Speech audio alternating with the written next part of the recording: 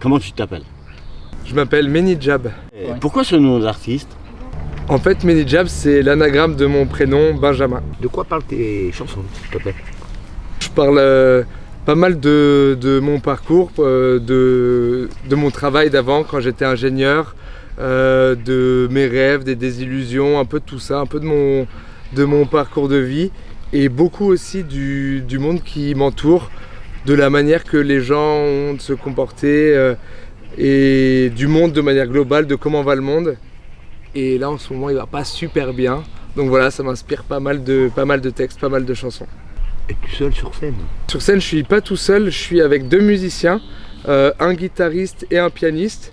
Et ça, c'est quelque chose que j'aime bien parce que déjà, je trouve que moi, en tant que spectateur, quand je vais voir des concerts, c'est beaucoup plus sympa d'avoir plusieurs personnes sur scène et quand tu entends quelque chose, de voir la personne qui le joue que d'avoir quelqu'un en solo qui chante juste sur des bandes son. Et puis même en termes d'énergie et tout ce qui est en dehors du concert, quand on va dans une autre ville pour jouer, quand on...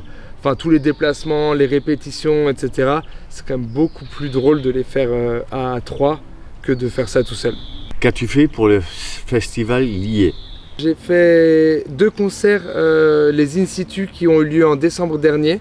Donc le premier au Château Tenay à Mérignac et le deuxième à Rabat à Bègle.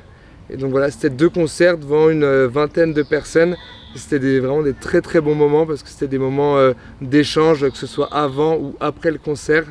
C'était très particulier parce que c'est pas des concerts dont j'ai l'habitude où il y a vraiment le public d'un côté et l'artiste de l'autre. Là c'était vraiment tout le monde mélangé, on a pu passer beaucoup de temps ensemble et c'était très bien. Et la suite du festival Lié, c'est le 11 juillet à Bordeaux Grand Parc pour un concert avec tous les artistes qui ont participé à l'édition 2023-2024 du festival. Quels sont tes meilleurs souvenirs des In Situ? Dans mes très bons souvenirs des In Situ, il y avait déjà pour le premier au château de Tenay tout le moment qu'on a eu après le concert où on a pu discuter avec toutes les personnes qui étaient là et aussi les différentes personnes qui étaient là et qui vivent ici ou pas ont pu montrer leur talent. Donc il y a eu des poèmes qui ont été lus. Il y a Thomas aussi qui a fait du chant lyrique, donc oui. C'était magnifique dans cette grande salle du château où ça résonnait. Et puis tous les moments de partage à la fin autour d'un verre, c'était très très sympa. Oui. Revenir faire un concert ici, ça me ferait juste super plaisir. Et en plus, il y a des nouveaux morceaux où je raconte plein de nouvelles conneries dans des nouveaux morceaux. Et qui ça, je pense, serait très bien accueilli ici. Des nouvelles conneries? Parce que j'ai l'impression qu'ici, on aime bien raconter des conneries un petit peu. Pas possible. Pas ici, là. Il n'y a pas de mytho. T'es un spécialiste, là. 2 spécialistes, là, sur le banc. Oui, non, c'est pas moi. Alors là... Et au deuxième In Situ, ce que j'ai beaucoup aimé, c'est qu'au début, vu que là c'était un public plus d'adolescentes, ce que j'ai beaucoup aimé, c'est qu'au début c'était assez timide. Et puis à la fin, tout le monde était très très chaud pour chanter, pour danser. Et quand on a terminé le concert, il y a plusieurs des filles qui étaient là, qui ont commencé à prendre le micro, à chanter. Ça a commencé à faire les stars de tous les côtés. Et ça, c'était très très cool comme moment. C'est pourquoi le bouquet de fleurs là? C'est pour te les offrir. Oh non, c'est même pas vrai. Le bouquet de fleurs, c'est parce que... J'espère que c'est pas vrai. On m'a non, c'est pas vrai. C'est parce qu'on m'a demandé de venir avec un objet qui représentait mon projet musical. Et mon projet musical, en tout cas le premier album que j'ai sorti, s'appelle Merci pour les roses. Et donc du coup, ce bouquet de roses, c'est un objet qui représente... mes chansons et tous les messages que je véhicule avec. Surtout et aussi parce que je trouve ça joli. Un message? Les messages dans mes chansons, c'est un truc assez important parce que j'aime bien écrire des textes pour raconter quelque chose, que ce soit très direct, comme dans certains morceaux, comme lundi matin, là je raconte quelqu'un qui pète un câble en arrivant au bureau. Ou alors j'aime bien aussi faire des métaphores, comme dans mon morceau qui s'appelle Stockholm, où c'est plus une métaphore d'une personne qui a envie de quitter sa vie pour vivre autre chose. Mais c'est vrai qu'à chaque fois il y a un message. Ouais. Pourquoi devons-nous venir à Grand Parc le 11 juillet?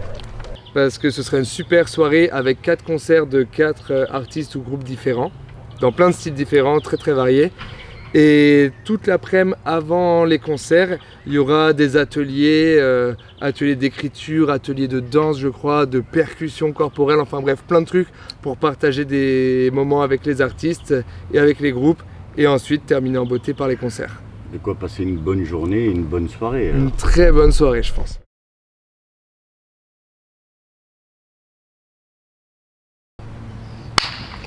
Pourquoi es-tu chanteur? Je suis chanteur parce que j'ai commencé la musique quand j'étais assez petit et puis au bout d'un moment j'ai commencé à reprendre des chansons au piano, à la guitare et puis à chanter des chansons que j'aimais bien et puis petit à petit j'ai voulu faire mes propres chansons et donc j'ai commencé à en écrire je pense quand j'avais 14-15 ans. Au début c'était un peu plus des chansons de lover, des chansons d'ado qui veut faire un petit peu son beau gosse. Et puis finalement je me suis pris au jeu et j'ai commencé à écrire des chansons plus sérieuses et jusqu'à aujourd'hui en faire mon métier. Est-ce que tu sais jouer d'un instrument? Oui, j'ai commencé à faire du piano quand j'étais petit, je devais avoir 7 ou 8 ans.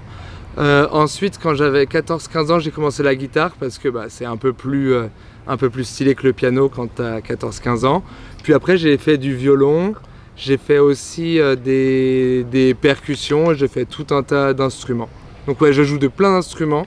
Je suis excellent dans aucun instrument, mais je joue de plein d'instruments.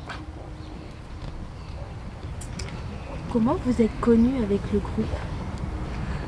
Avec mes musiciens, on était potes avant de jouer ensemble. Et ça c'est une grande chance parce que dès qu'on est en concert, dès qu'on est sur la route pour aller faire des concerts dans différentes villes, on est d'abord une bande de potes qui voyageons ensemble. Et on s'est connus en école d'ingénieurs, tous, les uns qui connaissaient les autres de plusieurs écoles. Donc c'est à ce moment-là qu'on s'est connus. Quel est ton parcours? Mon parcours il est assez atypique dans la musique parce que j'ai d'abord fait ingénieur avant de me lancer à 100% dans la musique. Et donc au début les deux étaient vraiment en parallèle. Je faisais de la musique de plus en plus sérieusement et en même temps je sortais des études et je commençais à avoir un vrai métier d'ingénieur qui était prenant.